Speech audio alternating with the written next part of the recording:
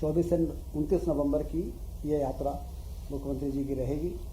मोहासा जो बाबई औद्योगिक क्षेत्र, उसमें विद्युत और नवकरणीय ऊर्जा के यंत्रों को बनाने के लिए जो जमीन आवंटित की गई थी, उसमें फिर से लोगों का निवेश करने का और भी लोग सामने आ रहे हैं। इसलिए उसके विस्तार के लिए, औद्योगिक क्षेत्र के विस्तार के लिए भी 441 एकड़ भूमि और उद्योग विभाग को आरक्षित की गई है। सर, पिछली बार भी दी गई थी 441 एकड़ भूमि मोहासा औद्योगिक क्षेत्र में विद्युत नवकरणीय ऊर्जा यंत्र बनाने के लिए उद्योग के लिए आरक्षित की गई थी। राज्य सरकार के इस निर्णय के क्रम में 26 उद्योगों के ऑनलाइन इन्वेस्ट करने के जो प्रस्ताव प्राप्त हुए, जिसमें 25,000 करोड़ के निवेश की संभावना है। अत्यधिक उत्साहवर्धक रिस्पांस के दृष्टिगत अधिक भूमि उक्त प्रयोजन के लिए प्रदान करने हेतु अतिरिक्त भूमि आरक्षित किए जाने का प्रस्ताव 3 दिसंबर की मंत्रिमंडल की बैठक में स्वीकृत करने का प्रस्ताव किया जाएगा। तो उसमें एक्चुअल में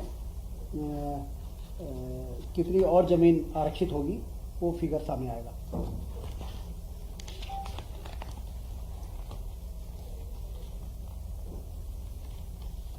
तानसेन समारोह में बृहद पैमाने पर कार्यक्रमों का आयोजन 15 से 19 दिसंबर को ग्वालियर में आयोजित किया जाएगा। गांधीनगर में गुजरात सरकार के साथ जो चर्चा हुई,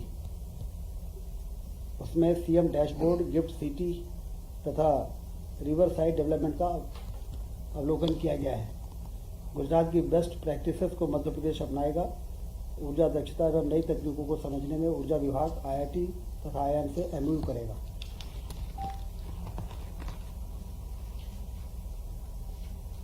सरकार का 1 वर्ष में सभी मंत्रियों से अपेक्षा की गई है कि अपने विभाग के प्रमुख कार्य, उपलब्धियां एवं विशेष प्रयास जो किए गए हैं उसको हाईलाइट करें। अपने विभाग के अगले सालों की प्रमुख योजनाएं और 5 बड़े काम भी चयनित कर उनके क्रियान्वयन की दिशा में उसकी रिव्यू करके और उसको प्रस्तुत करने का भी आग्रह मंत्रियों से किया गया है। प्रभार जिले के विकास योजनाओं तथा परियोजनाओं की वृहद रिपोर्ट लें ताकि जनता के सामने इन विषयों को रखा जाए। ये भी मुख्यमंत्री जी ने निर्देश दिए हैं। आज 2 पोर्टल का लोकार्पण किया है। संपदा संचालनालय ऑनलाइन आवास आवंटन प्रक्रिया एवं ई आवास पोर्टल। यह पोर्टल न होने से लोगों को कहाँ पे कौन सा घर उपलब्ध है और किस प्रकार से आवेदन करें और लोगों को चक्कर लगाने पड़ते थे। तो ये पोर्टल से अब संपदा अंतर्गत जितने भी शासकीय आवास है, कर्मचारी अधिकारियों को आवंटित करने में उनको भी आवेदन करना आसान होगा और उनको आवंटित करना भी आसान होगा। ऐसा एक पोर्टल कैबिनेट में मुख्यमंत्री जी ने उसकी शुरुआत की है। और दूसरा, आंगनबाड़ी कार्यकर्ताओं एवं सहायिकाओं की भर्ती का भी ऑनलाइन पोर्टल। ये देश का पहला नियुक्ति वाला पोर्टल होगा, जिसमें इस पोर्टल के माध्यम से इनकी नियुक्ति की जाएगी। इसके अलावा श्री कृष्ण पाथेय न्यास की स्थापना हुई है। भगवान श्री कृष्ण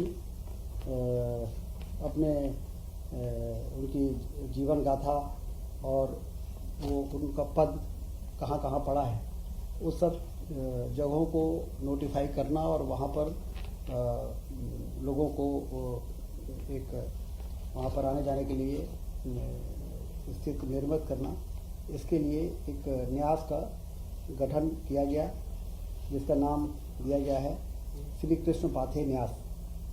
इसमें 28 सदस्य होंगे, 23 शासकीय सदस्य होंगे और 5 अशासकीय सदस्यों को 3 वर्ष के लिए नामांकित किया गया है। और इसमें जब वो पूरा मार्ग नोटिफाई हो जाएगा तो उस क्षेत्र के जो मंत्रिमंडल के सदस्य होंगे वो भी उसके पदेन मेंबर रहेंगे। और इसका जो उद्देश्य है वो उसको प्राप्ति के लिए शोध, रिसर्च होगा, सर्वेक्षण एवं विकास कार्य के लिए आवश्यकता अनुसार विशेषज्ञ समितियों का गठन किया जाएगा। और जिस तरह से राम गमन पथ का गठन हुआ और उस पर काम की योजना बन रही है, उसके प्रोजेक्ट बन रहे हैं और जो हमारे श्रद्धालु हैं उनके लिए बहुत ही उत्साह का विषय रहा है। कृष्ण पाथेय न्यास भी बनने के बाद हमारी जो सांस्कृतिक धरोहर है और जो हमारी सांस्कृतिक मान्यता है उसके पुनर्स्थापना में यह जो निर्णय आज हुआ है ये बहुत ही महत्वपूर्ण भूमिका निभाएगा। स्वास्थ्य विभाग में 209 नर्सेस की भर्ती का निर्णय भी हुआ है। व्यापम से इसकी नियुक्ति हो चुकी थी, लेकिन चयन सूची से उनके पोस्टिंग नहीं हो पाई थी, क्योंकि 1 साल के अंदर जो जीएडी का सर्कुलर था उसके अंदर उनकी पदस्थापना हो जानी चाहिए थी। तो कैबिनेट ने उसको छूट दी है, क्योंकि नर्सेस के पद खाली हैं और इसलिए वो 1 वर्ष के बजाय 2 वर्ष होने के बावजूद उसमें जो छूट की जरूरत थी वो आज कैबिनेट ने छूट दी है और 209 अभ्यर्थियों को भर्ती करना का मार्ग प्रशस्त हो गया है। उज्जैन जिले में Ingoria Unhel 23.71 kilometre 2 lane with paved shoulder 10 metre चौड़ी सड़क 127.63 करोड़ की जो एमपीआरडीसी के माध्यम से विकसित होना है उसकी अनुमति भी आज कैबिनेट ने दी है। कुल मिला के ये सारे विषय पर आज चर्चा हुई है। यदि आप ये वीडियो YouTube पर देख रहे हैं तो हमारे चैनल को सब्सक्राइब करें और बेल आइकन को दबाना ना भूलें। अगर आप Facebook पर ये वीडियो देख रहे हैं तो हमारे पेज को लाइक करें। आप हमारे WhatsApp चैनल बंसल न्यूज को फॉलो कर हर दिन लाइव अपडेट्स भी पा सकते हैं।